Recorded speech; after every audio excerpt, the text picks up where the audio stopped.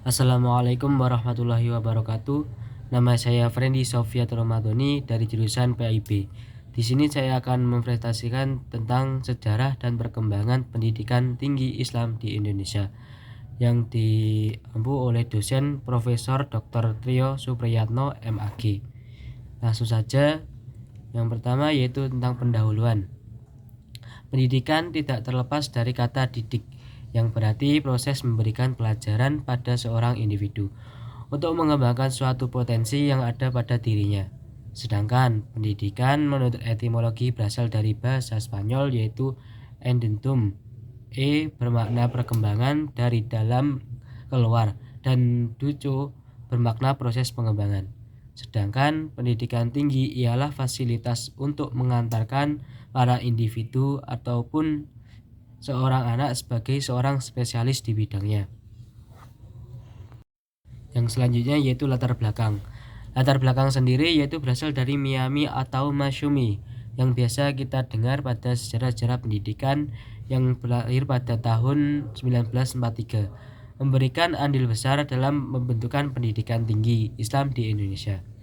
Banyaknya tekanan yang diberikan pemerintahan Jepang saat itu membuat sempit pergerakan organisasi di Indonesia, terutama organisasi Islam. Namun, Masyumi memiliki pendekatan lain kepada pemerintahan Jepang, sehingga mampu mengambil langkah maju untuk mewujudkan rencana mendirikan STI. STI sendiri yaitu suatu bangunan pertama kali sebelum menjadi IAIN ataupun UIN. Bahkan ini adalah tingkatan yang paling rendah, yang terindikasi dengan terbentuknya panitia pendiri STI yang diketuai oleh Muhammad Hatta. Yang pertama yaitu STI atau Sekolah Tinggi Islam. STI didirikan kembali di Yogyakarta pada tahun 1946, yaitu tepatnya pada 10 April 1946 dan diresmikan oleh Presiden Soekarno dan wakilnya. Pada proses perkembangannya mengalami banyak hambatan dikarenakan para pelajarnya yang berfokus untuk mempertahankan kemerdekaan, karena pada saat itu masih ada terjadi peperangan. Namun pemerintah terbukti memberikan perhatian dengan memberikan dana. Dana tersebut yaitu sebesar 60 juta dari Kementerian Agama Republik Indonesia pada tahun 1947. Dan tak terlepas dari latar belakang didirikannya STI, yaitu yang pertama dibutuhkannya intelektual muslim yang mampu membawa arah bangsa pada kemerdekaan. Itu yang pertama. Yang kedua yaitu diperlukan satu perguruan tinggi yang dapat menghimpun keserasian antara ilmu-ilmu agama dengan ilmu-ilmu umum. Jadi di sini harus ada keserasian antara ilmu hukum dan ilmu agama. Yang ketiga yaitu diperlukannya perguruan tinggi Islam sebagai wadah aspirasi kaum intelektual Islam guna menanggulangi pengaruh Barat oleh Belanda. Yang terakhir atau yang keempat yaitu pengaruh kebangkitan nasional dan kebangkitan dunia modern, dunia Islam modern. Setelah itu STI berubah menjadi UII. STI yang pertama yaitu Sekolah Tinggi Islam menjadi UII dan ini terjadi pada bulan November 1947 yang berselang hanya 1 tahun saja. STI dikembangkan menjadi Universitas Islam Indonesia, mengasuh 4 fakultas, yaitu fakultas yang pertama yaitu Fakultas Agama, yang kedua yaitu Hukum, Pendidikan, dan Ekonomi, yang dibuka secara resmi pada tanggal 10 Maret 1948, bertepatan dengan 27 Rajab atau 1367 Hijriah. Dengan demikian, UII atau Universitas Islam Indonesia berpusat pada Yogyakarta sekarang adalah UII yang merupakan kelanjutan dan pengganti dari STI yang dibuka pertama kali di Jakarta. Dari UII berpindah lagi menjadi PTAIN. PTAIN ini diresmikan pada tanggal 26 September 1951, dihadiri oleh Menteri Agama RI yaitu Ahmad Wahid Hasyim.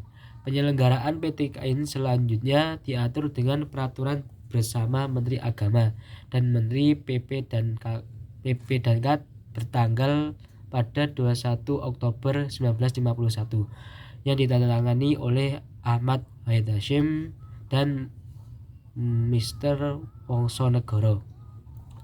Sebagai upaya peningkatan kualitas sumber daya manusia, kemudian juga didirikan Akademis Dinas Ilmu Agama atau ADIA di Jakarta pada tanggal 1 Juni 1957 dengan misi yaitu guna mendidik dan mempersiapkan pegawai negeri yang akan mencapai ijazah pendidikan semi akademi dan akademi untuk dijadikan ahli didik agama pada sekolah-sekolah selanjutnya, baik umum ataupun kejuruan dan keagamaan. Sebelum menjadi UIN, yaitu menjadi IAIN dulu, yang semula dari PT AIN menjadi IAIN. IAIN setelah memperhatikan situasi sosial masyarakat pada waktu itu, PT AIN dan AIDA akhirnya dilebur menjadi satu, menjadi PTI dengan nama Institut Agama Islam Negeri atau disingkat IAIN, yang diresmikan pada tanggal 12 Agustus 1960 di Yogyakarta. Setelah berdirinya PT AIN dan AIDA dan kemudian menjadi IAIN, maka visi akademis lebih berfokus pada pengembangan ilmu agama. Bahkan secara tegas disebutkan bahwa perguruan tinggi itu berkiblat pada Universitas Al-Azhar Mesir.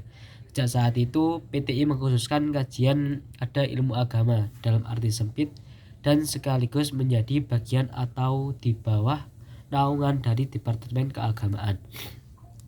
Pada tahun 1990-an atau awal dari 2000-an, IAIN memperluas dengan mengembangkan bidang-bidang studi ilmu umum. Contohnya saja seperti jurusan tadris di Fakultas Tarbiyah.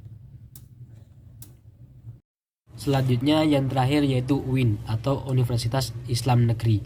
Perubahan yang relatif fundamental mulai muncul dengan lahirnya Universitas Islam Negeri atau UIN. UIN ini merupakan hasil transformasi dari IAIN yang secara kelembagaan berupa institut menjadi universitas. Hingga kini telah terdapat banyak sekali UIN dan IAIN.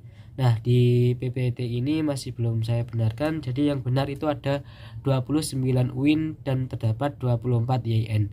Sebagai sebuah lembaga universitas, UIN tidak lagi seperti IAIN.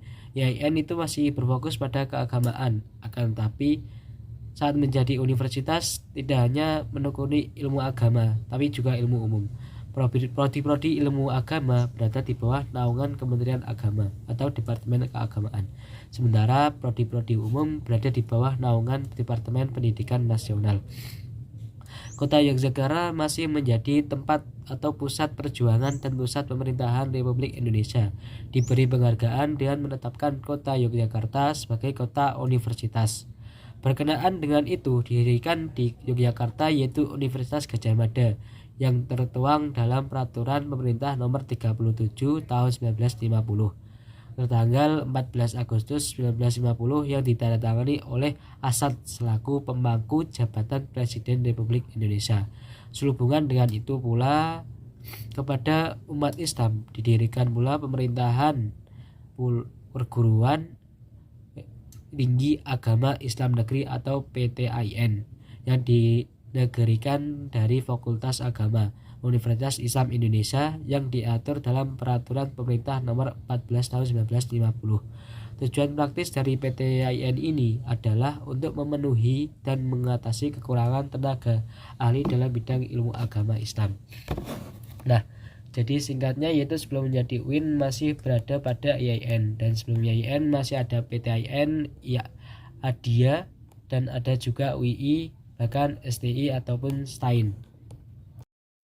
Jadi kesimpulannya yaitu pendidikan tinggi Islam yang telah ada di Indonesia ini melewati fase-fase perkembangan yang dimulai dari STI, PTAIN, IAIN menjadi UIN, dan bahkan ada juga STAIN, Sekolah Tinggi Islam Negeri. Melalui fase-fase tersebut, perguruan tinggi Islam di Indonesia, khususnya UIN, telah menjadi lembaga pendidikan tinggi yang berperan penting dalam mendukung perkembangan keilmuan dan kultural Islam, sekaligus berkontribusi pada pembangunan nasional. Perguruan tinggi Islam telah menjalani transformasi untuk untuk tetap relevan dengan perkembangan zaman dan tuntutan dari masyarakat. Itulah yang dapat saya presentasikan. Apabila ada kurang atau lebihnya saya mohon maaf. Wassalamualaikum warahmatullahi wabarakatuh.